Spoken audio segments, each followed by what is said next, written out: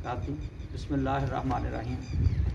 बेटा, मैंने आज जो ना ये लेक्चर स्पेशली कंटिन्यूटी ऑफ जो है वो फंक्शन उससे रेलेवेंट लेक्चर जो मैंने पिछला बेटा टेस्ट लिया है आप लोगों से 12.2 एक्सरसाइज का, उसमें बच्चों ने बहुत सारी गलतियां की हैं, ख़ासतौर कंटिन्यूटी के क्वेश्चन में बच्चों को उसका कॉन्सेप्ट क्लियर नहीं है। मैं चाहता हूं कि कल टेस्ट है 12वें चैप्टर का, तो बच्चे अपना कॉन्सेप्ट क्लियर कर लें ताकि कल के टेस्ट में मिस्टेक ना हो। एक तो बेटा ये समझिएगा, जो कंटिन्यूटी है वो जस्ट लिमिट का नाम नहीं है। कंटिन्यूटी की बेटा 3 कंडीशंस हैं। कंटिन्यूटी की तीनों कंडीशन सेटिस्फाइड होंगी तो फिर आपका फंक्शन कंटिन्यूस होगा। मैं उससे रेलेवेंट एक क्वेश्चन करूंगा जिसमें ये बात आपको साबित हो जाएगी कि उसकी लिमिट फंक्शन की एग्जिस्ट करती है लेकिन फंक्शन कंटिन्यूस नहीं है। उससे 100% की बात बेटा बात प्रूफ हो गई कि कंटिन्यूटी सिर्फ लिमिट का नाम नहीं है। मसलन आपका एक क्वेश्चन नंबर 2 है और उसका सेकंड पार्ट है 12.2 एक्सरसाइज है।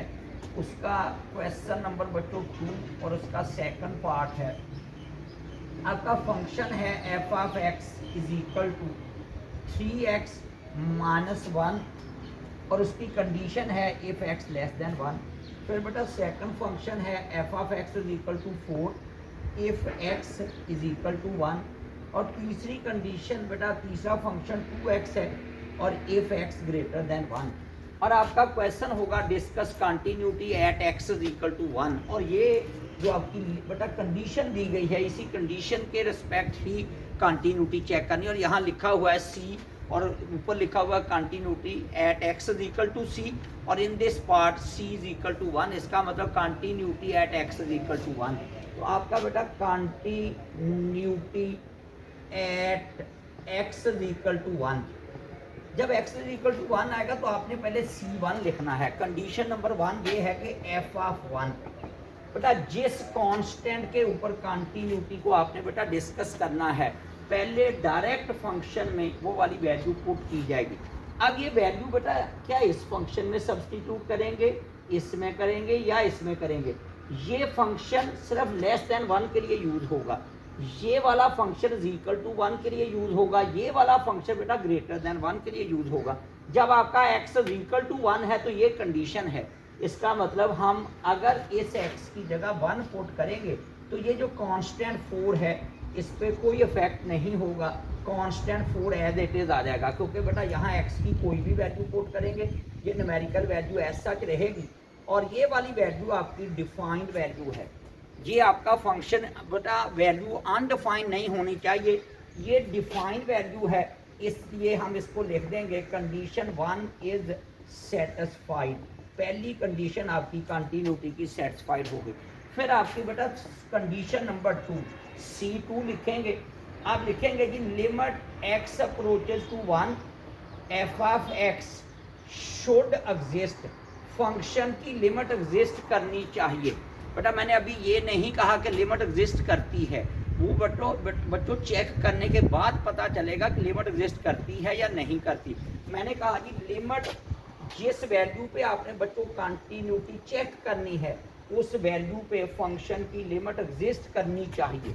और बेटा लिमिट कब एग्जिस्ट करती है, जब किसी भी फंक्शन की लेफ्ट हैंड लिमिट का आंसर राइट हैंड लिमिट के आंसर के क्या होगा, इक्वल होगा। इसलिए पहले बेटा लिमिट चेक करने के लिए आप लिखेंगे इस तरह लेफ्ट हैंड लिमिट।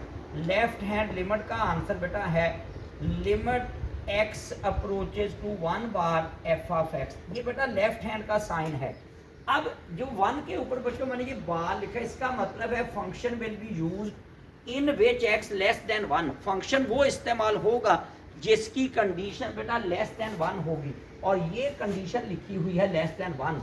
इसका मतलब इस फंक्शन की जगह पे 3x माइनस 1 आ जाएगा। हम इसको बच्चों लिखेंगे limit x approaches to 1 3x minus 1। बेटा इस f ऑफ x की जगह पे ये वाला फंक्शन पुट कर दिया जाएगा क्योंकि x लेस देन 1 की कंडीशन इस फंक्शन को सूटेबल है। अब जब आप बेटा इसका ये f ऑफ x का ये फंक्शन लिख देते हैं उस वक्त ये वाला साइन जो है बार का ये साइन बेटा साथ नहीं आएगा।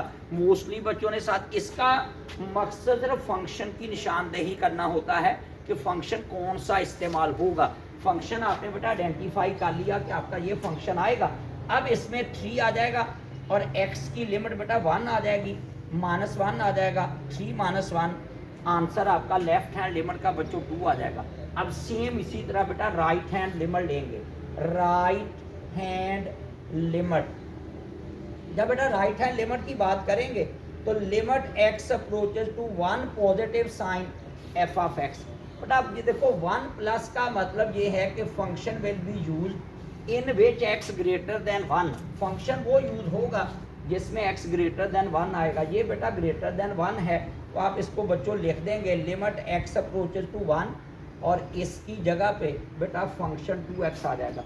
जब आप f ऑफ x की जगह पे बच्चों ये फंक्शन पुट कर देंगे तो आपके पास ये वाला साइन बेटा खत्म हो जाएगा। इसका मकसद सिर्फ फंक्शन की आइडेंटिफिकेशन था कि फंक्शन तीनों में से कौन सा इस्तेमाल होना है।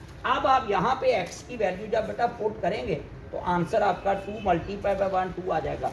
अब जरा गौर करो, लेफ्ट हैंड लिमिट का आंसर भी 2 आया और राइट लिमिट का आंसर भी बेटा 2 आया। अब इसके बाद जब लेफ्ट और राइट लिमिट बेटा आ जाएंगी तो हम उसको लिखेंगे जी since left hand limit is equal to right hand limit, since left hand limit is equal to right hand limit, so limit x approaches to 1 f of x exist. अब देखो पहले मैंने लिखा था शुड एग्जिस्ट, लिमिट एग्जिस्ट करनी चाहिए। अब जब मैंने बेटा लिमिट को चेक कर लिया, जब लेफ्ट लिमिट का आंसर भी 2 आया, राइट लिमिट का आंसर भी 2 आया, तो हमें ये पता चल गया कि लेफ्ट और राइट लिमिट इक्वल हैं, इसलिए फंक्शन की 1 के ऊपर लिमिट एग्जिस्ट करती है। बेटा जब लिमिट एग्जिस्ट करती है तो इसके बाद आप बच्चों लिखेंगे condition second is satisfied, condition second is satisfied. अब आप बेटा थर्ड कंडीशन चेक करेंगे, लिखेंगे C3। अब यहाँ आके बच्चे प्रॉब्लम करते हैं थर्ड कंडीशन में। बेटा थर्ड कंडीशन आपकी ये होती है कि लिमिट का आंसर डायरेक्ट आंसर के इक्वल होना चाहिए। आप दूसरे अल्फाज में ये भी कह सकते हैं कि third condition is the combination of first 2 condition. देखो बेटा थर्ड कंडीशन ये है कि limit x approaches to 1 f of x should be is equal to f of 1। लेकिन अगर आप गौर करें तो बेटा हमारे पास ये f ऑफ 1 था जिसका आंसर 4 था। f ऑफ 1 की बेटा वैल्यू 4 है। जब आप लिमिट की बेटा बात करते हैं तो उसके अंदर लेफ्ट लिमिट भी इंक्लूडेड है, राइट हैंड लिमिट भी इंक्लूडेड है। अगर गौर करें बेटा लेफ्ट लिमिट का आंसर भी 2 आया, राइट लिमिट का आंसर भी 2 आया। आपकी लिमिट का आंसर 2 है जबकि आपकी फर्स्ट कंडीशन का f ऑफ 1 का आंसर 4 है। इसका मतलब लिमिट आपकी जो है वो f ऑफ 1 के इक्वल नहीं है। बेटा इट मीन्स इसका मतलब ये हुआ condition third is not satisfied, condition तीसरी बेटा सेटिस्फाइड नहीं होती। और फिर जब थर्ड कंडीशन बेटा सेटिस्फाइड नहीं होती तो हम लिखेंगे hence function is continuous, function is continuous at x is equal to 1। अब मेरा बेटा जरा गौर करें, अगर जिस तरह आपने बेटा प्रीवियस टेस्ट के अंदर ये क्वेश्चन किए हैं, अगर सिर्फ लिमिट ही कंटिन्यूटी होती तो ये फंक्शन फिर कंटिन्यूस होना चाहिए था, क्योंकि लिमिट तो इसकी लेफ्ट लिमिट भी 2 है, राइट लिमिट भी 2 है, लिमिट तो इसकी एग्जिस्ट करती है, सेकंड कंडीशन तो सेटिस्फाइड है। अगर लिमिट ही कंटिन्यूटी होती तो ये फंक्शन बेटा कंटिन्यूस होना चाहिए था। आप इसको गौर से पढ़िएगा, लेक्चर को रिक्वेस्ट है कि सारे बच्चे लेक्चर एंड तक ज़रूर सुनिएगा। बेटा समझने की कोशिश करें कि हमारा जो कंटिन्यूटी है उस वक्त तक फंक्शन कंटिन्यूस बेटा कंसिडर नहीं होगा जब तक तीनों कंडीशन सेटिस्फाइड नहीं होती। ये तीनों कंडीशन मैंने चेक करके दिखाई है। मैं अब एक ऐसा क्वेश्चन करूँगा जो मैंने बेटा 2 दफ़ा पेपर में दिया, दोनों दफ़ा बच्चों ने उसमें गलती की, और वो क्वेश्चन बेटा उसको भी समझिएगा। क्वेश्चन क्या है, मैं कोशिश करूंगा कि इस लेक्चर में आपकी मैक्सिमम बेटा प्रॉब्लम जो है वो रिजॉल्व हो जाए। और लेक्चर इस तरह देने का मकसद ये है कि मैं जब बेटा अकेडमी में लेक्चर रखता हूँ तो बहुत सारे बच्चे लेक्चर अटेंड नहीं करते और वो फिर पेपर भी उसी लेवल का करके जाते हैं। अगर एक बेटा क्वेश्चन है और वो पेपर में भी अक्सर क्वेश्चन आ जाया करता है, क्वेश्चन नंबर 6 है, क्वेश्चन नंबर 6 है आपकी 12.2 एक्सरसाइज का। बच्चों आपके पास फंक्शन f ऑफ x इस तरीके से है कि फंक्शन बेटा 2x + 5 का स्क्वायर रूट है। और माइनस एक्स प्लस 7 का स्क्वायर रूट है डिवाइडेड बाई एक्स माइनस 2 है, और उसके साथ लिखा हुआ है जी x is not equal to 2। फिर दूसरा फंक्शन बेटा एफ ऑफ एक्स ही के इक्वल है और उसकी कंडीशन है एक्स इज इक्वल टू 2। और स्टेटमेंट जरा समझें, स्टेटमेंट बेटा ये है कि फाइंड वैल्यू ऑफ के so that function f is continuous at x is equal to 2। But अगर आप गौर करें तो ये आपका k अननोन कांस्टेंट है, इस k की वैल्यू हमने फाइंड आउट करनी है, जबकि हमें ये बेटा बता दिया गया है कि फंक्शन x की वैल्यू 2 के ऊपर कंटिन्यूअस है। और अगर ये कह दिया गया कि फंक्शन कंटिन्यूअस है तो इसका मतलब बेटा ये हुआ कि कंटिन्यूटी की तीनों कंडीशन सेटिस्फाइड होती हैं। अब कंटिन्यूटी की अगर तीनों कंडीशन बेटा सेटिस्फाइड होती हैं तो तीनों में से आप कोई भी कंडीशन इस्तेमाल कर सकते हैं। अब आप बेटा इन तीनों में से कंडीशन कौन सी इस्तेमाल करेंगे? अगर आप फर्स्ट कंडीशन की बच्चों बात करते हैं तो first condition just F of 2 आएगी, क्योंकि आपकी फर्स्ट कंडीशन का ताल्लुक इस बात के साथ है कि डायरेक्ट एक्स की जगह पे वैल्यू फंक्शन में सब्स्टिट्यूट की जाए। तो बेटा ये एक्स इज इक्वल टू अगर 2 पुट करेंगे तो फंक्शन आपका ये यूज होगा। अगर मैं इस एक्स की कोई भी वैल्यू बेटा पुट करूंगा तो के एज इट इज रहेगा, एफ ऑफ 2 के इक्वल आ जाएगा। और इससे हरगज ये मतलब नहीं है कि आपका के का आंसर आ गया, क्योंकि ये एफ ऑफ 2 है, तो अकेला 2 नहीं है, इसका मतलब first condition not applicable, first condition आप बेटा यूज नहीं कर सकते। अगर आप बेटा सेकंड कंडीशन की बात करते हैं, सेकंड कंडीशन का ताल्लुक है कि फंक्शन की 2 के ऊपर लिमिट एग्जिस्ट करती है, और अगर बेटा लिमिट एग्जिस्ट करती है तो लेफ्ट लिमिट को हम राइट हैंड लिमिट के इक्वल रख सकते हैं। अगर बेटा मैं सेकंड कंडीशन को यूज करूं तो मैं उसमें ये कहूं कि limit x approaches to 2 bar f of x is equal to limit x approaches to 2 positive sign f of x. तो बेटा ये लेफ्ट लिमिट है और ये राइट लिमिट है। अब ये लिखा हुआ जी फंक्शन है और इसमें लिखा हुआ इज नॉट इक्वल टू 2। अगर बेटा ये कह दिया जाए कि x is not equal to 2 तो it means either x less than 2 either x greater than 2। अगर आप एक बात कहते हैं कि x 2 के इक्वल नहीं है तो इसका मतलब या 2 से लेस देन वैल्यू रखता है या 2 से ग्रेटर देन वैल्यू रखता है। अब इसका मतलब लेस देन के लिए भी यही फंक्शन इस्तेमाल होगा और ग्रेटर देन के लिए भी बच्चों यही फंक्शन इस्तेमाल होगा, क्योंकि लेस देन के लिए भी बेटा नॉट इक्वल टू होता है और ग्रेटर देन के भी नॉट इक्वल हो गया, और इस फंक्शन के अंदर के का कोई ताल्लुक नहीं है, लिहाजा आप सेकंड कंडीशन बेटा अप्लाई नहीं कर सकते। और इसके ऊपर थर्ड कंडीशन बेटा अप्लाई होगी। और ये क्वेश्चन मोस्टली बच्चे सिर्फ कैलकुलेशन करके जाते हैं, लेकिन प्रॉपर जो क्वेश्चन करने का बेटा प्रोसीजर है उसको अडॉप्ट नहीं करते। प्रॉपर प्रोसीजर को समझे, आप इसको लिखेंगे जी since function is continuous, since function is continuous at x is equal to 2, so limit x approaches to 2 f of x exists। चूंकि फंक्शन x की वैल्यू 2 पे कंटिन्यूअस है इसलिए फंक्शन की लिमिट एग्जिस्ट करती है। और अगर लिमिट बेटा एग्जिस्ट करती है तो देन बेटा अगर आपका फंक्शन बेटा 2 के ऊपर कंटिन्यूअस है तो फिर इसका मतलब ये हुआ कि limit x approaches to 2 f of x is equal to f of 2, ये आपकी थर्ड कंडीशन है बेटा। इसका मतलब अगर फंक्शन बेटा 2 पे कंटिन्यूअस है तो फंक्शन की थर्ड कंडीशन 100% सेटिस्फाइड होती है। और थर्ड कंडीशन ये है कि लिमिट का आंसर डायरेक्ट फंक्शन के आंसर के क्या है, इक्वल है। और 99% बेटा बच्चे ये वाली कंडीशन नहीं लिखते, डायरेक्ट कैलकुलेशन करते रहते हैं और एंड पे जाके जो आंसर आता है उसको k इज इक्वल टू लिख देते हैं। इलॉजिकल काम नहीं करते बेटा, लॉजिकली चीज़ें समझें। आप जब लिमिट की बात करेंगे तो बेटा लिमिट में लेफ्ट लिमिट भी शामिल है, राइट लिमिट भी शामिल है, और दोनों के लिए फंक्शन यही इस्तेमाल होगा। लिहाजा आप बेटा इसको लिखेंगे limit x approaches to 2 f of x की जगह पे 2x प्लस 5 आ गया, x प्लस 7 आ गया, डिवाइडेड बाई x माइनस 2 आ गया, और ये वाला बेटा फंक्शन लिमिट के लिए यूज हो गया, और f ऑफ 2 के लिए बेटा k आ गया। जब बेटा x की जगह पे 2 पुट करेंगे तो ये कंडीशन है, और इस x की वैल्यू 2 पुट करने से ये कांस्टेंट k वैसे का वैसे आ जाएगा, क्योंकि आप x की वैल्यू 0 पुट करेंगे तब भी k आ जाएगा। आप बेटा जो भी वैल्यू पुट करेंगे, अगर आपका फंक्शन f ऑफ x है तो ये x की वैल्यू सब्स्टिट्यूट करने से इस कांस्टेंट में कोई चेंज नहीं आ सकती। लिहाजा अब इस पे लिमिट बेटा डायरेक्ट आप अप्लाई नहीं कर सकते, क्योंकि इस पे लिमिट अगर अप्लाई करेंगे तो यहाँ 2 - 2 क्या हो जाएगा, डिनोमिनेटर 0 हो जाएगा। और ये हमने बेटा पहले भी क्वेश्चन किए हैं 12.1 में भी।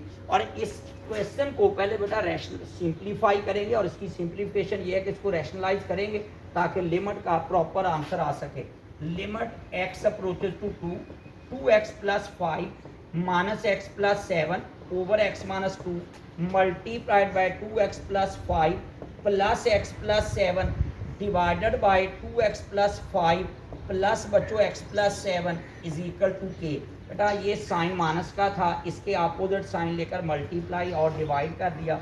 लिमिट x अप्रोचेज टू 2, बेटा ये a - b multiplied by a + b, जिसको बच्चों आप कह सकते हैं a का स्क्वायर माइनस बच्चों b का स्क्वायर डिवाइडेड बाय x - 2, ये डिनोमिनेटर आ जाएगा। और इसको ब्रैकेट के अंदर 2x + 5 प्लस x + 7 और इज इक्वल टू बेटा ये आपका k, राइट साइड पे k एज इट इज पूरे क्वेश्चन में साथ साथ बेटा लिखा जाएगा। ये स्क्वायर रूट के साथ बच्चों कैंसिल हो जाएंगे, और जब ये बेटा कैंसिल हो जाएंगे तो हम इसको लिखेंगे limit x approaches to 2, 2x + 5 - x - 7। बेटा जब ये फंक्शन को माइनस करेंगे तो -x के साथ भी मल्टीप्लाई हो जाएगा और 7 के साथ भी। डिनोमिनेटर बेटा x - 2 आ जाएगा, और साथ ब्रैकेट में 2x + 5 प्लस x + 7 और इज इक्वल टू बेटा k आ जाएगा। अब मैं बेटा नोमिनेटर को अगर सॉल्व करूं तो बच्चों आपका जो नोमिनेटर है बेटा, मैं इसको नीचे से रेज कर रहा हूँ। नोमिनेटर आपका बेटा 2x - x आ जाएगा और प्लस 5 - 7 -2 आ जाएगा। डिनोमिनेटर x - 2 बच्चे सच आ जाएगा, और 2x + 5 plus x + 7 is equal to बेटा ये राइट साइड का k सच आ जाएगा, और ये फैक्टर इससे बेटा क्या हो जाएगा, कैंसिल हो जाएगा। अब आप इस पे बेटा लिमिट अगर अप्लाई करेंगे तो x की जगह 2 पुट करेंगे, 2 + 5 आ जाएगा, और ये 2 + 7 आ जाएगा, और ये बेटा k आ जाएगा। अगर आप बेटा लेफ्ट हैंड साइड को आप बच्चों देखें तो 1/4 + 5 9 का स्क्वायर रूट आ गया, और ये भी बेटा 9 का स्क्वायर रूट आ गया। ये आपका 9 स्क्वायर रूट 3 आ गया, ये भी बच्चों 3 आ गया, इक्वल टू k आ गया, और ये k की वैल्यू बेटा 1/6 आ गई।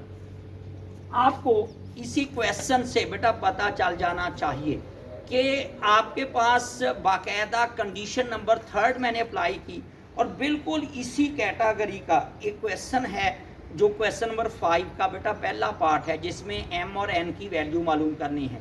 और इसमें बच्चों ने बहुत सारी गलतियां की। सेम उसके अंदर m की वैल्यू तो बेटा फाइंड आउट हो जाएगी। क्वेश्चन नंबर 5 का जो फर्स्ट पार्ट है उसमें m की वैल्यू बेटा फाइंड आउट हो जाएगी। लेफ्ट लिमिट को हम राइट लिमिट के जब इक्वल रखेंगे, क्योंकि फंक्शन उसमें 3 के ऊपर कंटिन्यूस है, तो जब आप लेफ्ट लिमिट को बेटा राइट लिमिट के इक्वल रखेंगे तो लेफ्ट लिमिट बेटा <3 mx पे अप्लाई हो जाएगी।